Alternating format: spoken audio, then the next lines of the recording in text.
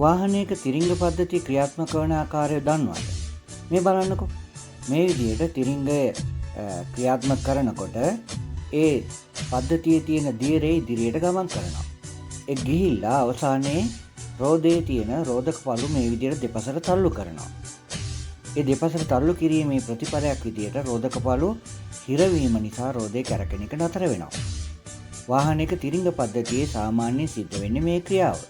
මේ සඳහා ඒ පීඩන ඉදිරියට ගමින් ගෙන යාමට මේ නල තුල තරලයක් දියරයක් තියෙනවා. අපි සාමාන්‍යයෙන් එක්කොයි කියලා හඳුන්වන්නේ මේ දියරය. එතකොට රියදුරු විසින් මේ විදියට බලයක් යොදපුවාම මේ බලය අවසානයේ රෝදය දක්වා මේ තරලය ඔස්සේ ඉදිරියට ගමන් කරනවා. වාහනයක තිරිංග පද්ධතිය ක්‍රියාත්මක වන ආකාරය පිළිබඳ දැනුමක් ඔබට ලැබෙන්නට ඇති. අපි තවත් වීඩියෝකින් නැවත හමු යමු. ඊළඟ ආයිබෝවන්.